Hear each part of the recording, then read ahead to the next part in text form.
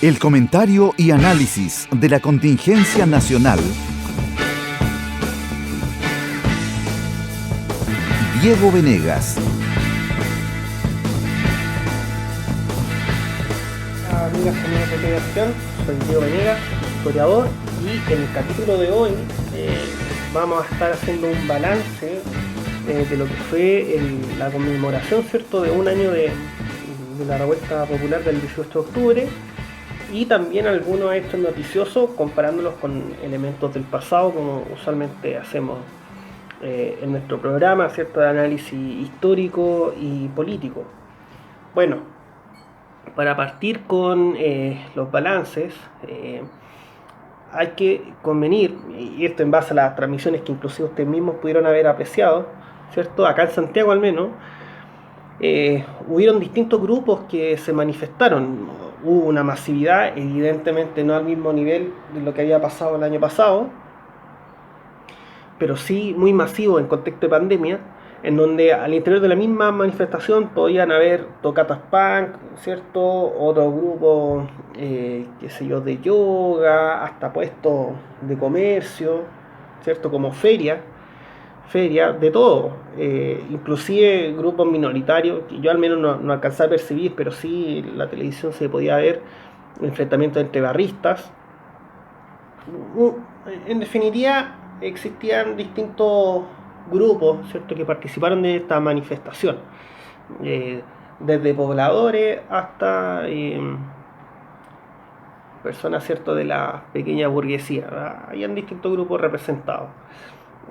Uno de los elementos que llama la atención es que no hubo, al menos, por lo que yo pude apreciar, ¿cierto?, enfrentamientos agudos con aparatos represivos, con fuerzas especiales. A pesar de que habían fuerzas especiales, ¿cierto?, desplegadas en puntos estratégicos. De hecho, la Intendencia, como yo había comentado ya en oportunidades anteriores, había dispuesto 40.000 efectivos. No hubo enfrentamiento, como que se dejó hacer. Ya hacia la tarde-noche se lleva a cabo, ¿cierto?, la quema de dos iglesias, una ubicada en Vicuña Maquena, ¿cierto?, ahí cerca de Parque Bustamante, y otra en la iglesia de los Pacos, ahí en la Alameda. Ahí hay algunos elementos que sería bueno enlazarlos con cosas que se han estado dando lugar. En la quema de la iglesia de los Pacos se descubrió de que había un marino que había participado en la quema. Eso se vincula con este carabinero infiltrado, ¿cierto?, en Peñalolén, y si a ellos sumamos, ¿cierto?, dos miembros de la aviación que apedrearon, ¿cierto?, un carro de carabineros, nos hace sospechar, ¿cierto?, o nos hace concebir distintas posibilidades. Una de que son, ¿cierto?, que las Fuerzas Armadas están utilizando a su personal para instigar al desorden, ¿cierto?, para provocar, como elementos provocadores. O también de que el interior, ¿cierto?, de Fuerza Armada y de Carabineros, salvo este carabinero de Peñalolén, que ahí específicamente fue una pega que se le encomendó, pero sí vinculamos al marino con el de la aviación, hay tensiones. Ello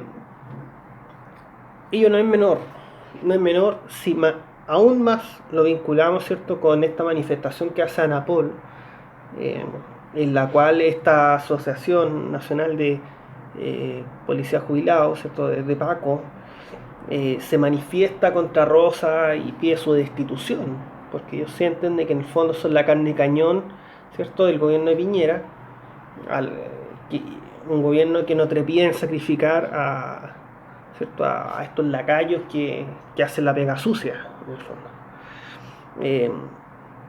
Eso es bastante complejo, y acá es donde viene, ¿cierto?, esta revisión al pasado, y que en definitiva la relación que ha tenido las Fuerzas Armadas y de Orden y Seguridad Pública, ¿cierto?, a través de sus múltiples expresiones en la historia, con los movimientos sociales, con el movimiento popular. Si nos atenemos a la Marina la Marina es esencialmente una institución conservadora y conservadora católica, porque se puede ser conservador sin ser católico. En el caso de ello, el catolicismo está muy impregnado, sin ir más lejos. Este pintoresco personaje que fue José Toribio Merino, ultracatólico. O sea, el tipo no solo se distinguía por ser alcohólico y dar entrevistas curados, sino que también por su catolicismo acendrado.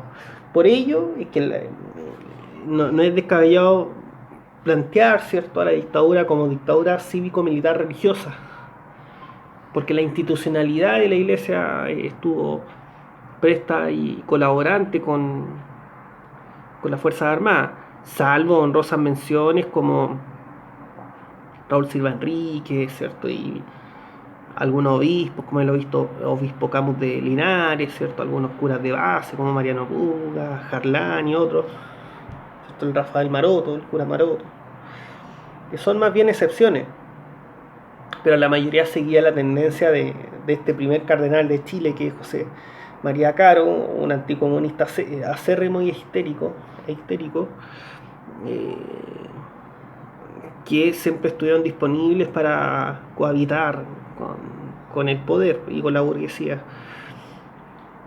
Sin embargo, a pesar de ello, al interior de la Marina se dieron dos hechos bastante particulares.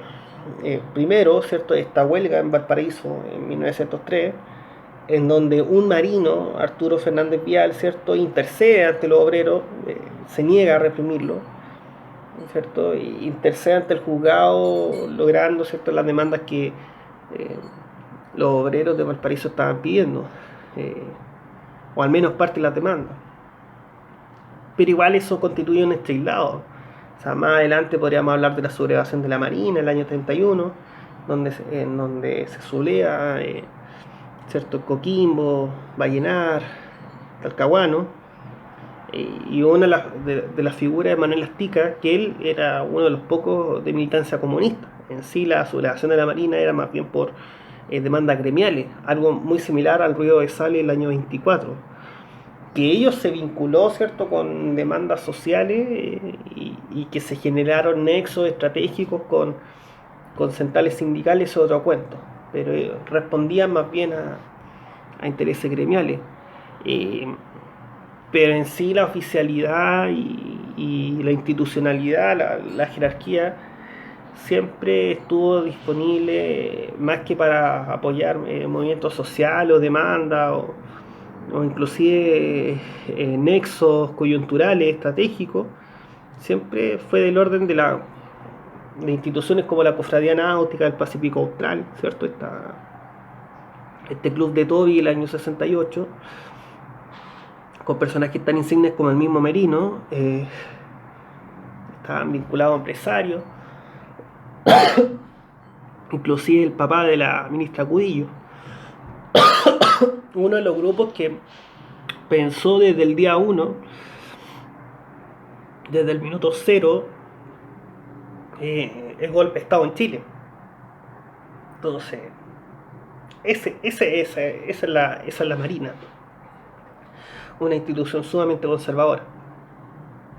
El caso, por ejemplo, de Carabineros o otros grupos militares del ejército es más complejo. Ya hemos hablado, ¿cierto?, de algunas conspiraciones en las que ellos han participado, ¿cierto? Ya comenté lo del Río de Sable, pero hay dos hechos que son bastante interesantes, y esto me gustaría vincularlo con Anapol, y que fueron los grupos conspirativos que se constituyeron en los 50. Estoy pensando en Puma, ¿cierto?, que era la sigla de Por un Mañana Auspicioso, un grupo conspirativo de oficiales en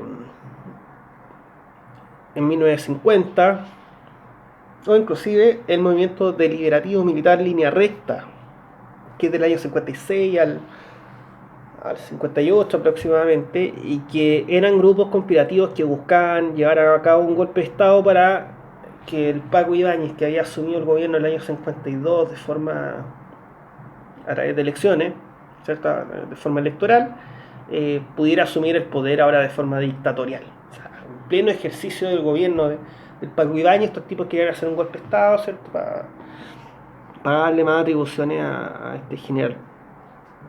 Sería bueno pensar si estos grupos como Anapol y otros más se está gestando un grupo de carácter conspirativo. Sería interesante. Sin embargo, a pesar de que estos grupos están tras las sombras, ¿cierto? Ahí conspirando, ¿cuáles eran las demandas que ellos ponían? Muchas veces son demandas gremiales que en casos circunstanciales se vinculan con lo social. El caso Roberto Bioy y el Tacnazo del año 69 también es un poco reflejo de ello. Los bajos sueldos, ¿cierto? También demandando de que eran, ¿cierto? Hacían la pega sucia. Entonces, ante la constitución de estos grupos, ¿cómo responde el movimiento popular? El movimiento popular históricamente ha respondido a través de organizaciones, ¿cierto? Representado en partidos. Las veces que no ha respondido, ¿cierto? Representado en partido, ha emanado de forma sola, como fue la batalla de Santiago del 2 de abril del 57 o la revuelta de la Chaucha. En este caso, ¿cómo va a responder el pueblo? Y ahí es donde mañana, en este contexto, ¿cierto?, de plebiscito, evidentemente la política no termina mañana. No termina, ¿cierto?, con los resultados. No termina ni siquiera con el proceso, ¿cierto?, de redacción de constitución. No, es un ejercicio constante. ¿Qué pasa si estos grupos siguen, ¿cierto?, tras la sombra? ¿Qué pasa si se empiezan a constituir grupos conspirativos? Y ahí es donde es fundamental, ¿cierto?, pensar en la actualidad, retrotrayéndonos a la actualidad, de qué forma responder ante la tentativa, ¿cierto?, o a la existencia de estos grupos que muchas veces enarbolando demandas gremiales pueden de una u otra forma confundirse, ¿cierto?, y terminar, ¿cierto?, convergiendo con algunos grupos que pueden estar confundidos. Puede que en algún minuto este grupo de carabineros, ¿cierto?, empiece a pedir la cabeza a Piñera, puede que no lo sabemos aún. Algunos digan, es que ellos son nuestros aliados. ¿Realmente así? Bueno, les dejo estas reflexiones, ¿cierto? Es bueno investigar, ¿cierto?, la historia. Ustedes saben que la historia no se repite, pero rima. Así que los dejo, nos vemos la próxima semana. Siempre es bueno estar una liga a la historia reciente, la historia no tan reciente.